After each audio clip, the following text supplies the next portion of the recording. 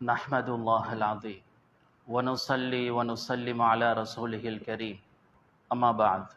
கண்ணியத்துக்குரிய சகோதரர்களே, பெரியோர்களே, அன்பானவர்களே, ரசூல்மார்கள், நபிமார்கள், முன்னால் வாழ்ந்த சமூகத்தினர்களில் நல்லவர்கள், கெட்டவர்கள், இவர்களுடைய வாழ்க்கை வரலாற்றை எல்லாம் அல்லாஹு சுப்ஹானஹு வ தஆலா குர்ஆனில் குறிப்பிடுவது ஐபரா, படிப்பினைக்காக வேண்டி.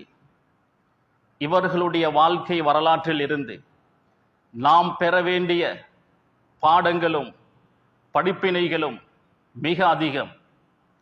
அந்த வகையில் நபி அய்யூப் அலைஹிஸ்ஸலாம் அவர்களுடைய வாழ்க்கை வரலாற்றை குர்ஆனுடைய 3-4 இடங்களில் அல்லாஹு தஆலா ஞாபகப்படுத்துகிறார். முன்னால் அருளப்பட்ட வேதங்கள் தௌராத், இன்ஜீல். தௌராத் நபி மூசா அலைஹிஸ்ஸலாம் அவர்களுக்கு அருளப்பட்டது. பைபிள் பழைய ஏற்பாடு என்று சொல்வார்கள். இன்ஜீல் நபி ஈசா அலைஹிஸ்ஸலாம் அவர்கள் மீது அருளப்பட்டது. பைபிள் புதிய ஏற்பாடு என்று சொல்வார்கள். நபி அய்யூப் அலைஹிஸ்ஸலாம் அவர்களுடைய வாழ்க்கை வரலாற்றை அல்லாஹ் தோரா, இன்ஜீல், குர்ஆன் இந்த 3 வேதங்களிலும் ஞாபகப்படுத்துகிறான். அல்லாஹு தஆலா விரும்புகிறான் எல்லா சமூகத்தினர்களும் நபி அய்யூப் அலைஹிஸ்ஸலாம் அவர்களுடைய அந்த வாழ்க்கையில் இருந்து நிறைய பாடங்களை, படிப்பினைகளை பெற வேண்டும். கண்ணியத்துக்குரியவர்களே, நபி அய்யூப் அலைஹிஸ்ஸலாம் இப்ராஹிம் அலைஹிஸ்ஸலாம் அவர்களுடைய வம்சாவளியை சேர்ந்தவர்கள். நபி இப்ராஹிம் அலைஹிஸ்ஸலாம் 2 திருமணங்கள் செய்தார்கள். ஹாஜர், சாரா அலைஹிமஸ்ஸலாம். ஹாஜர் நாயின் மூலம் இஸ்மாயில் அலைஹிஸ்ஸலாம் அவர்கள் பிறந்தார்கள். சாரா நாயின் மூலம் இஸ்ஹாக் அலைஹிஸ்ஸலாம் அவர்கள் பிறந்தார்கள். இஸ்ஹாக் அலைஹிஸ்ஸலாம் அவர்களுடைய மகன் யாக்கூப் அலைஹிஸ்ஸலாம். யாக்கூப் அலைஹிஸ்ஸலாம் அவர்களுடைய மகன் நபி யூசுப் அலைஹிஸ்ஸலாம். அந்த வம்சாவளியில் வந்தவர்தான் நபி அய்யூப் அலைஹிஸ்ஸலாம் அவர்கள். நபி அய்யூப் அலைஹிஸ்ஸலாம் தமஸ்கஸில் பிறந்தார்கள். ரோமர்கள் ஆட்சி செய்த ஜசீரத்துல் அரப், அரேபிய தீபகற்பம், அதாவது ஜோர்தான், லெபனான், பலஸ்தீன், அந்த பகுதியில் தான் நபி அய்யூப் அலைஹிஸ்ஸலாம் அவர்கள் வாழ்ந்தார்கள். நபி அய்யூப் அலைஹிஸ்ஸலாம் அவர்களுக்கு முழு உதவியாக இருந்தது அவருடைய மனைவி. மனைவியுடைய பெயர் லயா. மனைவி சம்பந்தமாக குர்ஆனிலோ ஹதீஸிலோ தெளிவான எந்த ஒரு செய்தியும் வரவில்லை. அவருடைய பெயராக லயா என்று பதியப்பட்டிருக்கிறது. நபி அய்யூப் அலைஹிஸ்ஸலாம் அவர்களுக்கு 14 பிள்ளைகள். அதில் ஒருவர் துல்கிஃபுல் அலைஹிஸ்ஸலாம். நபி அய்யூபுக்கு பிறகு அல்லாஹ் நுபுவத்தை துல்கிஃபுல் அலைஹிஸ்ஸலாம் அவர்களுக்கு தான் அல்லாஹு தஆலா கொடுத்தான். நபி அய்யூப் அலைஹிஸ்ஸலாம் ஆரம்பத்தில் பெரும் ஒரு செல்வந்தர். நிறைய காணி பூமிகள், ஆடு, மாடு, ஒட்டகம் என்று நிறைய சொத்து செல்வங்கள் இருந்தது. பார்ப்பதற்கு நல்ல வாட்ட சாட்டமானவர், பார்ப்பதற்கு கம்பீரமான அழகானவர். அல்லாஹு தஆலா நபி அய்யூப் அலைஹிஸ்ஸலாம் அவர்களை சோதிக்க நாடினான்.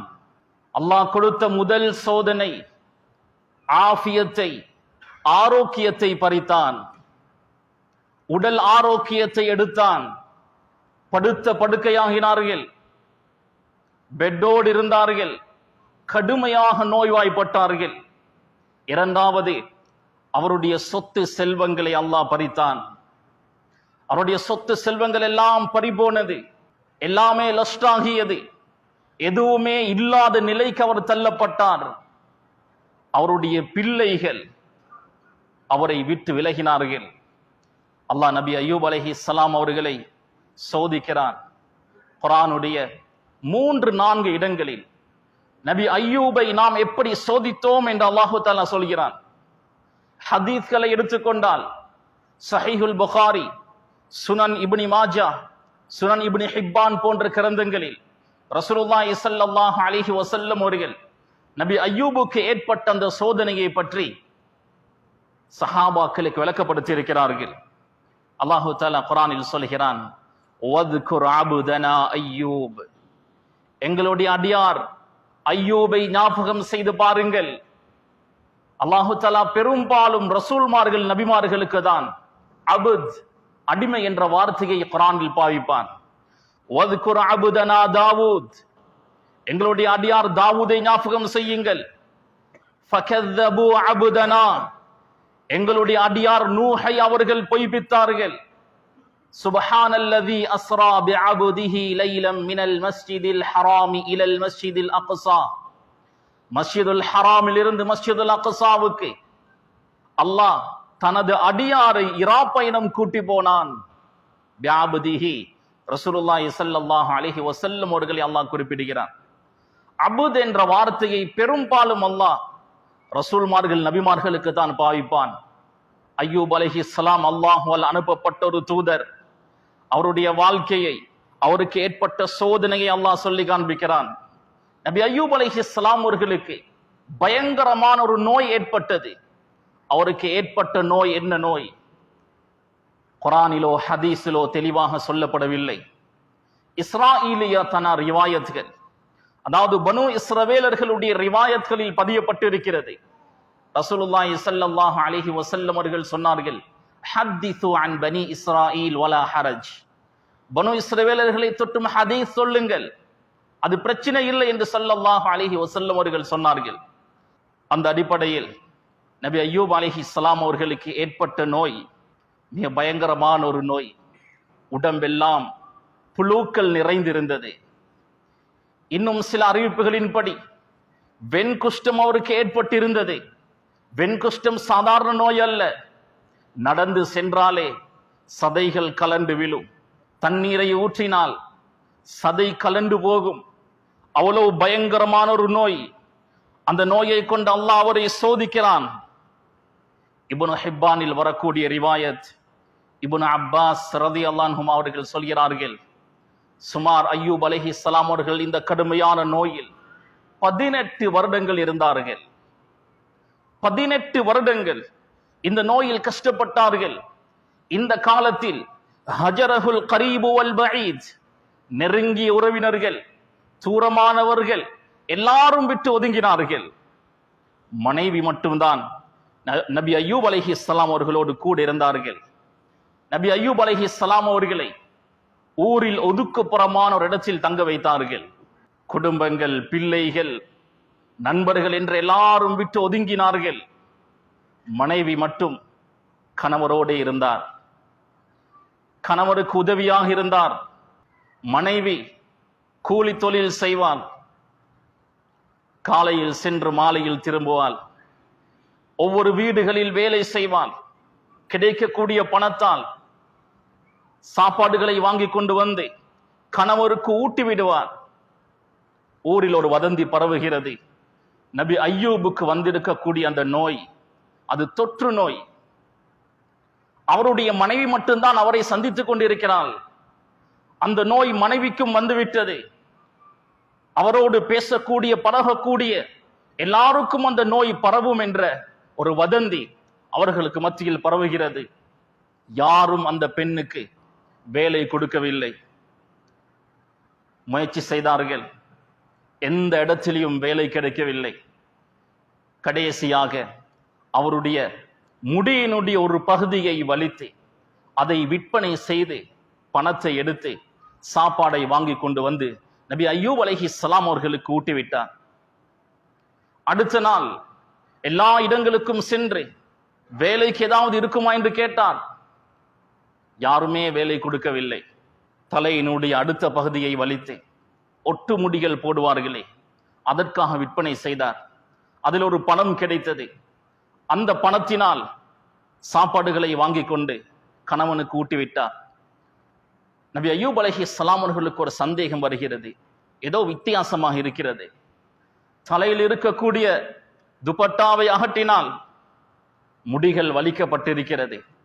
நபி அய்யூப் அலைஹிஸ்ஸலாம் அவர்கள் காரணத்தை கேட்க மனைவி இந்த நிலைமைகளை சொன்னால் நபி அய்யூப் அலைஹிஸ்ஸலாம் அவர்கள் கடுமையாக கோபமடைந்தார்கள்.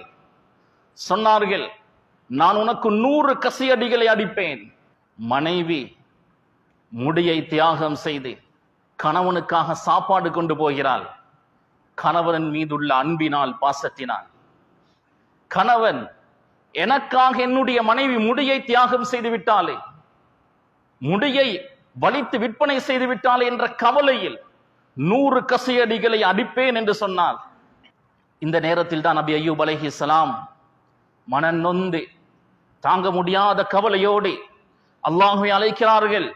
இத்நாதா ரப்பா, அல்லாஹ்வை அழைத்து துஆ செய்கிறார்கள். அன்னி மஸ்ஸனிய ஷைத்தானு பினுசுபி வஅதாப், ஷைத்தான் என்னை வேதனையால் கஷ்டத்தால் தீண்டு விட்டான். இன்னொரு இடத்தில் வ அய்யூப இத்நாதா ரப்பா அன்னி மஸ்ஸனிய துர்ரு வ அன்த அர்ஹமுர் ராஹிமீன், யா அல்லாஹ் எனக்கு தீங்கு ஏற்பட்டு விட்டது, நீதான் இரக்கம் காட்டக்கூடியவர்களில் மிக இரக்கம் காட்டக்கூடியவன், எனக்கு இரக்கம் காட்டுவாயாக என்று மனநொந்து துஆ செய்கிறார்கள். அல்லாஹு தஆலா அந்த நேரத்தில் தான் நபி அய்யூப் அலைஹிஸ்ஸலாம் அவர்களுடைய அந்த துஆவை கபூல் செய்கிறார். கண்ணியத்துக்குரியவர்களே, நபி அய்யூப் அலைஹிஸ்ஸலாம் அவர்கள் படுத்த படுக்கையாக இருக்கும் போது அவருடைய 2 நண்பர்கள், நீண்ட கால நண்பர்கள் சந்திப்பதற்காக வருகிறார்கள். 2 பேரும் வரும்போது பேசிக்கொண்டு வருகிறார்கள். ஒருவர் சொன்னார், அய்யூப் ஏதோ பெரிய ஒரு பாவத்தை செய்திருக்கிறார், அதனாலதான் அவருக்கு இவ்வளவு பெரும் ஒரு சோதனை. அடுத்த நண்பருக்கு இது பாரமாக இருந்தது. நபி அய்யூபிடம் கிட்ட வந்து ரகசியமாக சொன்னார், நீ ஏதாவது பயங்கரமான ஒரு பாவத்தை செய்திருக்கிறாயா, ஏன் இப்படி ஒரு சோதனை? நபி அய்யூப் அலைஹிஸ்ஸலாம் அவர்கள் சொன்னார்கள், என்னுடைய வாழ்நாளில் நான் செய்த ஒரு தவறு என்றால், நான் பாதையில் நடந்து போய் கொண்டிருந்தேன், 2 பேர் சண்டையிட்டுக் கொண்டிருந்தார்கள். வயதுகுரான் இல்லா, அல்லாஹுடைய பெயரை சொல்லி சண்டையிட்டுக் கொண்டிருந்தார்கள். நான் சண்டையை விலக்கினேன், அவர்களுடைய விடயத்தில் நான் தலை போட்டு விட்டேனோ தெரியாது. நான் தெரிந்த வகையில் நான் செய்த பாவம் தவறு அதுதான். சுப்ஹானல்லாஹ், நபி அய்யூபுடைய மனம் எந்த அளவு நொந்திருக்கும். சமூகம் அப்படிதான். கடைசி காலத்தில் படுத்த படுக்கையாகினால், நோய்வாய்ப்பட்டால், பிசினஸில் லாஸ்ட் ஆகினால் என்னென்னமோ பேசுவார்கள். அவன் செய்த பாவங்கள் தான் அவனுக்கு தண்டனை, அவனுடைய இன்கமே ஹராம், அவனுடைய பிசினஸ் எப்படி வளரும், சமூகம் என்னென்னமோ பேசும். நபி அய்யூப் அலைஹிஸ்ஸலாம் அவருடைய மனம் எந்த அளவு நொந்திருக்கும். நபி அய்யூப் அலைஹிஸ்ஸலாம் இந்த எல்லா கட்டங்களிலும் சபுர் செய்தார்கள், பொறுமை செய்தார்கள். நபி அய்யூப் அலைஹிஸ்ஸலாம் அவருடைய துஆவை அல்லாஹ் அங்கீகரித்து அந்த நோயிலிருந்து நபி அய்யூபை வெளியே கொண்டு வந்தான். நபி அய்யூப் அலைஹிஸ்ஸலாம் அவர்கள் பைத்துல் ஹலாவுடைய தேவைக்காக வெளியே போனார்கள். அந்த காலங்களில் பைத்துல் ஹலா டாய்லெட்கள் கட்டப்பட்டு இருக்காது, தூரமான ஒதுக்குப்புறமான இடத்துக்கு தான் செல்ல வேண்டும். நபி அய்யூப் அலைஹிஸ்ஸலாம் அவர்கள் வெளி தேவைக்காக கொஞ்சம் தூரமான இடத்துக்கு போனார்கள். வரும்போது வாலிப தோற்றத்தில், பார்ப்பதற்கு அழகாக கம்பீரமாக, இதற்கு முன்னர் இருந்ததை விட அழகாக வருகிறார். மனைவி கேட்கிறாள், நீங்கள் யார்? அன அய்யூப், நான் தான் அய்யூப் என்று சொல்ல மனைவி ஆச்சரியப்படுகிறார். நபி அய்யூப் அலைஹிஸ்ஸலாம் அவர்கள் மனைவி முடியை தியாகம் செய்து விட்டால் என்ற செய்தியை அவர் கேட்டதும் மனம் நொந்து துஆ செய்தாரே, அந்த துஆவை அல்லாஹ் அங்கீகரித்தான். அல்லாஹ் சொல்கிறான், ஃபஸ்தஜப்னா லஹு, நாம் அவருடைய துஆவை ஏற்றுக்கொண்டோம். ஃபகஷஃப்னா மா பிஹி மின் துர், அவருக்கு இருந்த நோயை நாம் அகற்றினோம், இல்லாமலாக்கினோம். அவர் பைத்துல் ஹலாவுடைய தேவைக்காக வெளியே போனார். அல்லாஹ் கட்டளையிட்டான், ஊர்குது பிரிஜிலி, காலை வேகமாக பூமியில் தட்டுங்கள். காலை தட்டினார்கள். ஹாதா முக்தஸலும் பாரிது வ ஷராப், குளிரான தண்ணீர் வெளிப்பட்டது. அல்லாஹ் சொல்கிறான், அந்த தண்ணீரை குடித்து அந்த தண்ணீரால் உடம்பை கழுவிக் கொள்ளுங்கள். நபி அய்யூப் அலைஹிஸ்ஸலாம் அவர்கள் தண்ணீரை குடித்தார்கள். உட்பகுதிகள் சுத்தமாகியது. அந்த தண்ணீரினால் குளித்தார்கள். உடம்பெல்லாம் பளபளக்க ஆரம்பித்தது. வஸ்வாசால் பாதிக்கப்பட்டவர்கள், அதாவது வஸ்வாசுல் ஹிஸ்ஸி, உணர்வு ரீதியான வஸ்வாசால் பாதிக்கப்பட்டவர்களுக்கு இதுதான் வைத்தியம். வஸ்வாஸ் 2 வகைப்படும். வஸ்வாசுல் ஃபிக்ரி, வஸ்வாசுல் ஹிஸ்ஸி. வஸ்வாசுல் ஃபிக்ரி என்றால் சிந்தனை ரீதியான வஸ்வாஸ், ஷைத்தானுடைய ஊசலாட்டம். அல்லாஹ் இருக்கிறானா இல்லையா, ரசூலுல்லாஹ் பொய் சொல்லியிருப்பாரோ? பொய்யான நபியாக இருக்குமோ? கியாமம் எப்படி ஏற்படும்? சொர்க்க நரகம் பொய்யோ? வுது செய்யும் போதே முகத்தை கழுவினேனா இல்லையா? ஒழுங்காக கழுவிப்பட்டதா இல்லையா? 3 முறை கழுவினேனா 2 முறைகள் கழுவினேனா? தொழுகையில் 3 ரக்காத்துகள் தொழுந்தேனா 4 ரக்காத்துகள் தொழுந்தேனா? இதற்கு சொல்வார்கள் அல் வஸ்வாசுல் ஃபிக்ரி, சிந்தனை ரீதியான வஸ்வாஸ். இதற்குண்டான வைத்தியம் காலை மாலை ஔராதுகளை பேணுதலாக ஓதுவது, ஒவ்வொரு தொழுகைக்கு பின்னரும் குல் சூறாக்களை ஓதுவது, ஆயத்துல் குர்சியை ஓதுவது. சிந்தனை ரீதியான வஸ்வாஸ் வரும் போதே என்ன யோசித்துக் கொண்டிருக்கிறோமோ அதை அப்படியே நிறுத்திவிட்டு வேறு வேலைகளில் ஈடுபடுவது, இப்படி பல வைத்தியங்கள் அதற்கு சொல்லப்படுகிறது.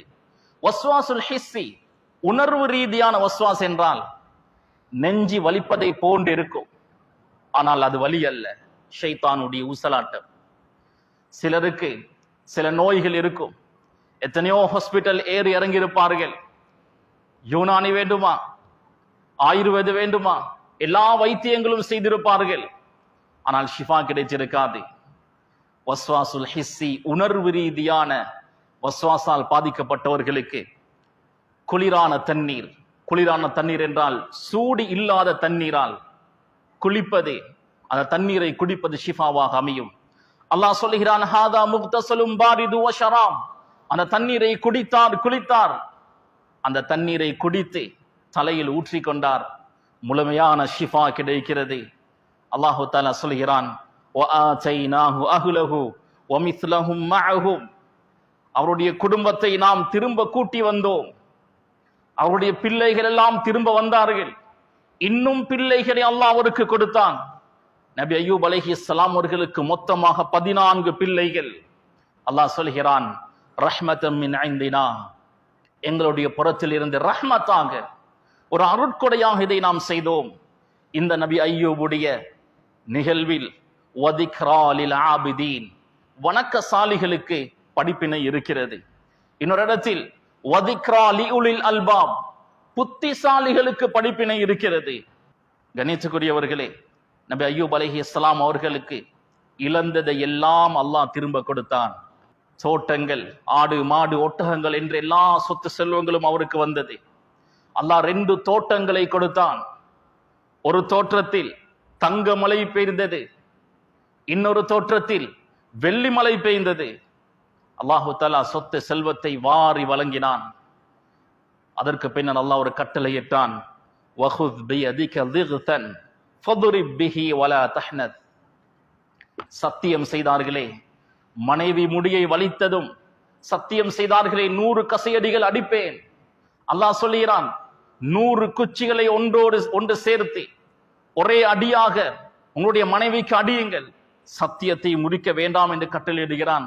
அதை அப்படியே செய்தார்கள். அல்லாஹ் நபி அய்யூபை சோதித்து விட்டு கடைசியாக சொல்கிறான், இன்னா வஜத்னாஹு சாபிரா, நபி அய்யூபை பொறுமையாளராக நாம் பெற்றுக்கொண்டோம். நிஅமல் அப்த், அவர் சிறந்த ஒரு அடியார்.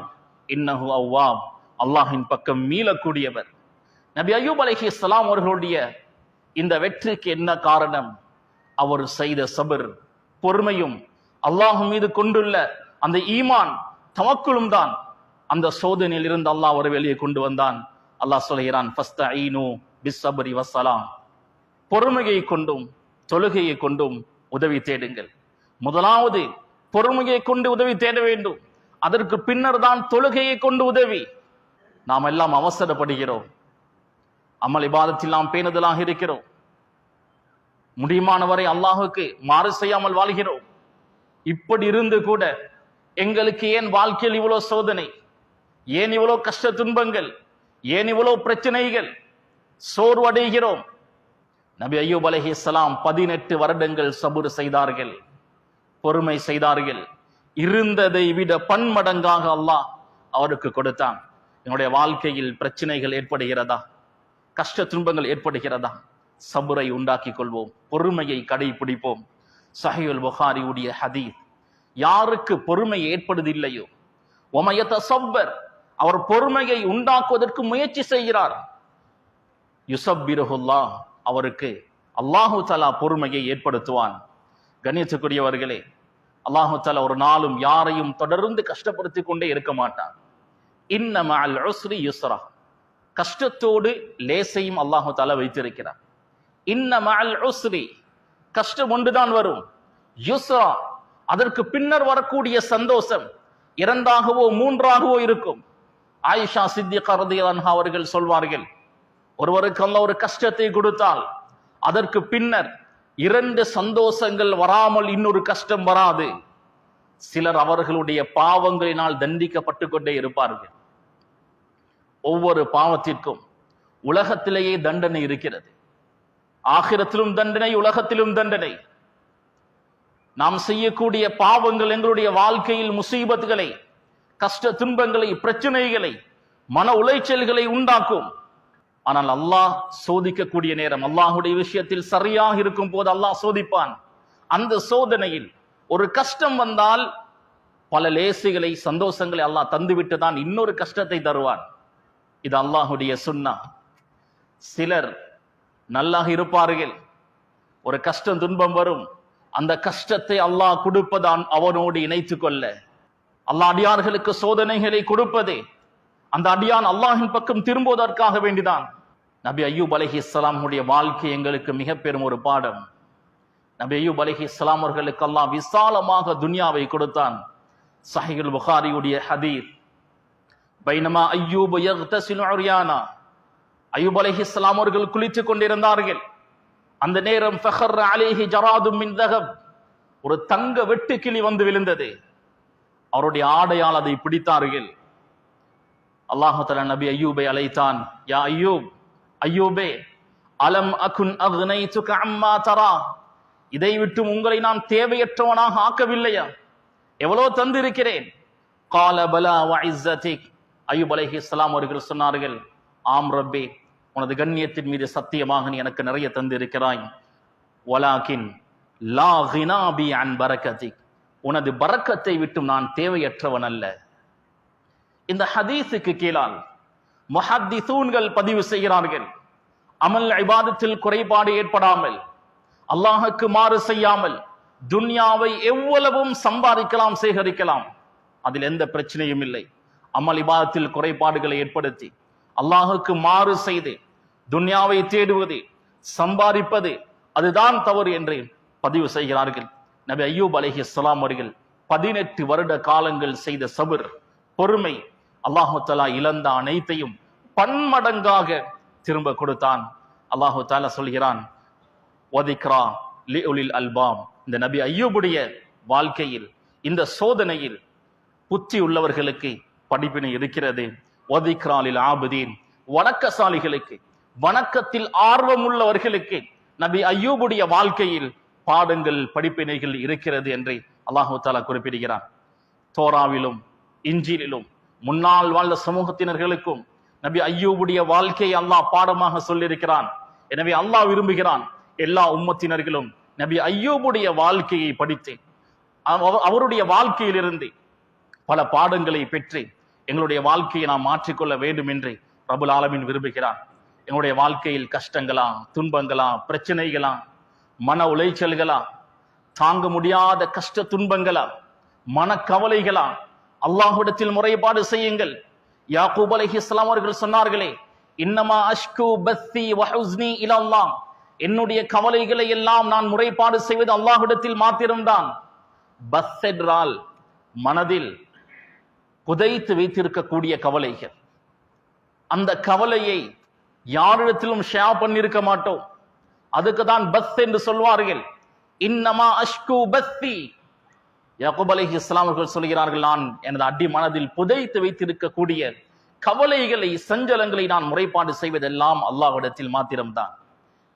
நபி யாக்கூப் அலைஹிஸ்ஸலாம் அவர்களுக்கு அல்லாஹ் இழந்த கண் பார்வையை திரும்ப கொடுத்தான்.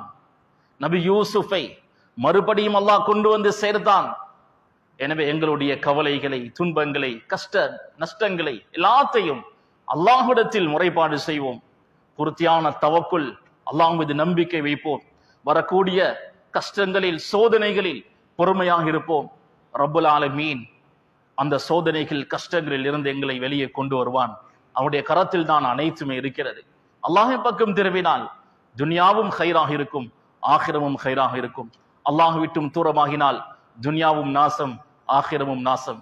எனவே ரப்பல் ஆலமீன் இந்த ரமதானுடைய மாதத்தில் அவனை பயந்து தக்வாவோடு இறையச்சத்தோடு மௌத்து வரை வாழக்கூடிய பாக்கியத்தை நம் அனைவர்களுக்கும் நசீபாக்குவானாக. இந்த புனிதமான மாதத்தில் அவனுடைய ரஹ்மத்தை, மக்ஃபிரத்தை, நரக விடுதலையை நம் அனைவர்களுக்கும் நசீபாக்குவானாக. மௌத்துடைய நேரத்தில் கலிமாவை எங்களுக்கு தருவானாக. ரப்பே ரஹ்மானே, நாம் பலகீனமானவர்கள் ரப்பே, உங்களுடைய கடைசி நேரத்தை சிறப்பாக்கி வைப்பாயாக. சுஜூதில் வைத்து எங்களுடைய ரூஹை கைப்பற்றுவாயாக. கெட்ட மௌத்தை விட்டு எங்களை பாதுகாப்பாயாக. அவருடைய வேதனையில் இருந்து எங்களை பாதுகாப்பாயாக. மஹ்ஷருடைய மைதானத்தில் ஒரு அரசுடைய நிழலுக்கு கீழால் நிழல் பெறக்கூடியவர்களாக எங்களை ஆக்கியருள்வாயாக. ரப்பே ரஹ்மானே, சுவர்க்கத்தில் உனது லிகாவுடைய பாக்கியத்தை, உன்னை சந்தித்து பேசக்கூடிய பாக்கியத்தை நம் அனைவர்களுக்கும் நசீவாக்குவாயாக. ஆமீன். வாஹிரு தஅவானா அனில் ஹம்துலில்லாஹி ரப்பில் ஆலமீன்.